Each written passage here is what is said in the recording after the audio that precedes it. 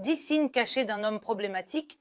Comment reconnaître des relations toxiques avant qu'elles ne deviennent insupportables?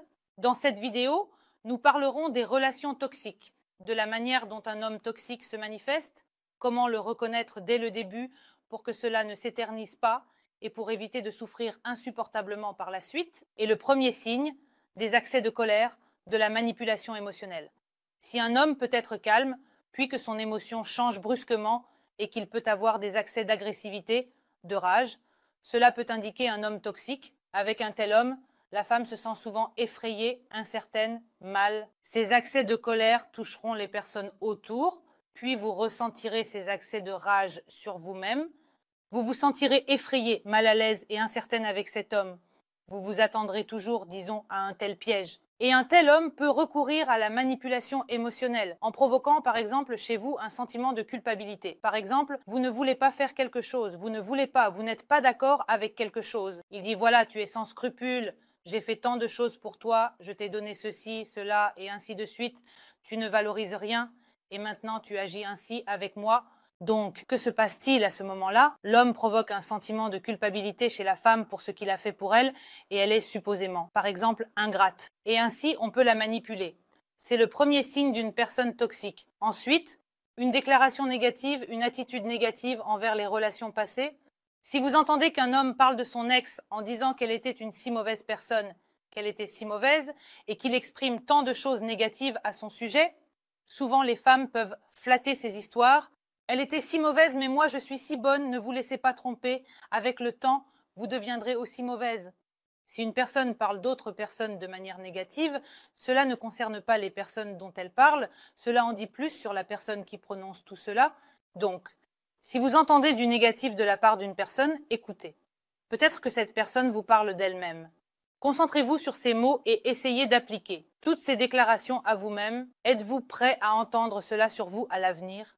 Donc, il faut écouter, disons, profondément, ne pas flatter son ego et son amour-propre, à un moment donné, mais écouter et comprendre que dans cette situation, vous pourriez vous retrouver à l'avenir. Ensuite, le refus de travailler sur les relations, je suis comme je suis. Accepte-moi tel que je suis. Cela signifie que vous devez faire un certain travail sur la relation, céder par moments, peut-être passer sous silence certains aspects, et par cette phrase, il vous dit qu'il ne fera rien pour la relation. Mais si deux personnes entrent dans une relation en disant « je suis comme je suis comme je suis », elles n'obtiendront rien. Les relations sont un développement commun, ce sont des concessions, ce sont des conversations, c'est la capacité de chercher un compromis. Une relation est l'interaction de deux personnes.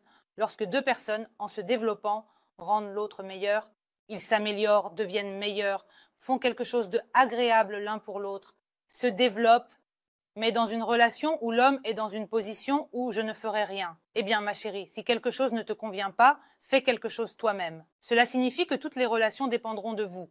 Tant que cela vous conviendra, vous serez dans ces relations. Dès que quelque chose ne vous conviendra plus, eh bien alors, au revoir. Passons à autre chose. Le problème des dépendances. Faites attention à l'homme tout de suite. Si un homme boit et que vous comprenez qu'il faut déjà contrôler sa consommation, par exemple, si un homme consomme des substances interdites, si un homme est joueur, il vaut mieux ne pas entrer dans ces relations dès le départ. Sinon, en essayant de sauver cette personne à vos côtés, qui n'a pas vraiment besoin de ce sauvetage, vous vous noierez, vous vous gaspillerez, vous perdrez votre vie et vous perdrez complètement le contact avec vous-même. C'est-à-dire que c'est, disons, un marécage qui aspire, duquel il est ensuite très difficile de s'en sortir. Donc, si vous remarquez en rencontrant un homme qu'il a une forte faiblesse, un déséquilibre marqué, réfléchissez. Avez-vous besoin de cela? Avez-vous besoin de tomber tout de suite dans ce marécage? Ensuite, l'absence d'objectif et d'ambition, le refus de discuter de l'avenir. Il y a des hommes qui n'ont pas grandi, c'est-à-dire que, par exemple, tout lui convient, il ne souhaite pas aller plus loin, il est prêt à s'arrêter là où il est et à ne pas avancer. Si vous comprenez que vous voulez plus, que vous voulez avancer, que quelque chose est important pour vous, que vous avez des objectifs et qu'il n'a rien, alors votre relation finira tôt ou tard par se détruire, c'est-à-dire que la vie elle-même la détruira. Lorsque vous avancerez et qu'il restera sur place, d'une part, cette situation vous ralentira considérablement. Et ensuite, quand vous en aurez assez de tout cela, votre relation se décomposera d'elle-même. Et encore, Le fait de ne pas vouloir discuter de l'avenir peut signifier que l'homme ne vous considère pas comme une partenaire pour l'avenir. Il peut profiter, il peut utiliser les avantages que vous lui offrez actuellement. Il peut simplement se sentir à l'aise, mais quand il s'agit de parler de l'avenir, cela ne l'intéresse pas, car il ne considère pas une relation future avec vous, et c'est pourquoi il ne discutera pas de l'avenir avec vous. L'incapacité à faire preuve de compassion. Tu devrais me comprendre. Et cette phrase, qui est souvent adressée à une femme, obscurcit souvent son jugement. Elle doit comprendre l'homme. Et à ce moment-là, elle pense, oui, je devrais comprendre l'homme, je devrais me mettre à sa place, mais encore une fois, une relation est une interaction entre deux personnes. Mais qui comprendra la femme? Qui va me comprendre? Si une femme fait constamment des concessions, elle doit le comprendre.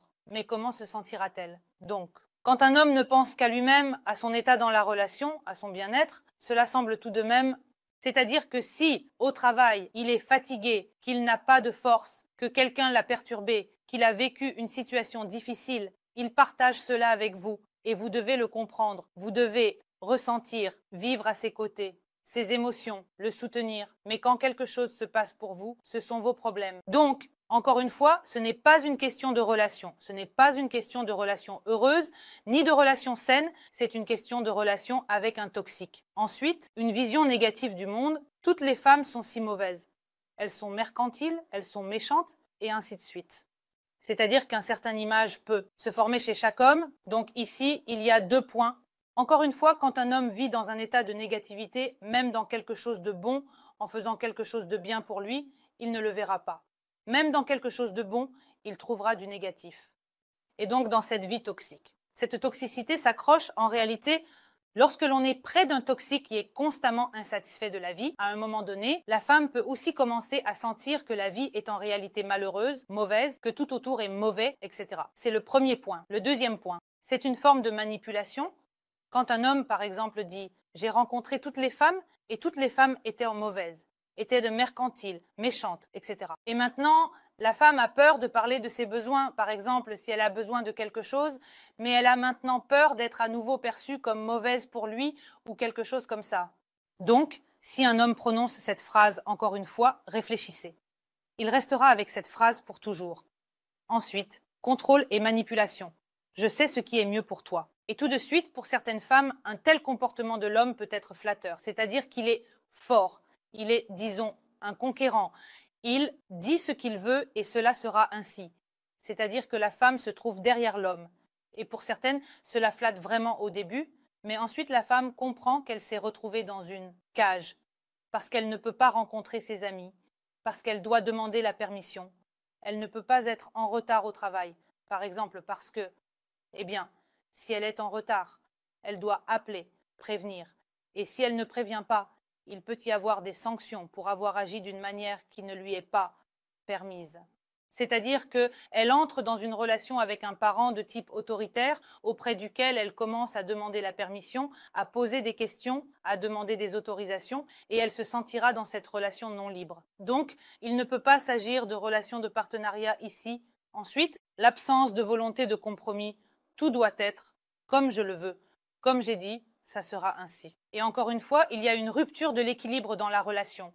C'est-à-dire que la femme comprend que tous ses besoins, ses désirs, ses paroles, tout cela n'a pas d'importance.